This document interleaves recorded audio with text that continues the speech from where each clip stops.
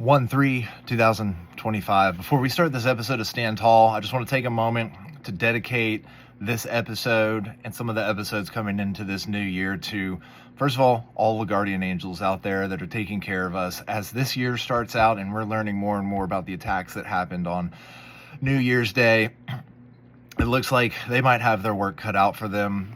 Second, I'd like to dedicate this one to, of course, the Blessed Virgin Mary, who's been watching over me and answering my prayers, as well as, St. Michael the Archangel. So I just want to thank both of them as well. And so without further ado, in this episode of Stand Tall on January 3rd, 2025, we're in Proverbs chapter 27, verse 13. Take his garment who becomes surety for another, and for the sake of a stranger, yield it up. Give it up, right? Give your shirt. One of my closest people when I lived in Swanee, at least a wise old man in his own way, Gary. He, I complimented him on this shirt that he had, and he gave it to me.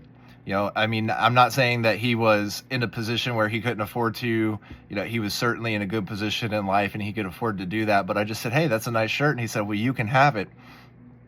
And so I resolved on that day that when somebody complimented me and liked that shirt, without hesitation, I would give that garment to that person. And I said, of course I didn't know if they would have the same thought. So I was like, look, I'm going to give this to you on the condition that you keep the story alive. As soon as somebody tells you that they like this shirt, you have to give it to them. And you tell them the story and keep the tradition going. When one greets his neighbor with a loud voice in the early morning, a curse can be laid to his charge. Wow, that's a little like, how I would feel sometimes, just like being groggy and hungover, like, oh my gosh, there's Tim, my neighbor, Tom or Bill or whoever, Jehovah in this point, or Ishmael or whoever's like speaking so loudly that the Bible says you can lay a curse upon him for being so so boisterous. For a persistent leak on a rainy day, the match is a quarrelsome woman. Proverbs has a lot to say about women who like to argue. And I'm not saying that it's a good or a bad thing, and it does speak to the times, but with society where it's at now, with men identifying as women and women identifying as men, I just would say that anybody who is quarrelsome is like a persistent leak on a rainy day. He who keeps her stores up a storm wind, he cannot tell north from south. He who keeps her stores up a storm wind, he cannot tell north from south. If you know what that means, drop it in the comments. I'm not quite sure on that interpretation.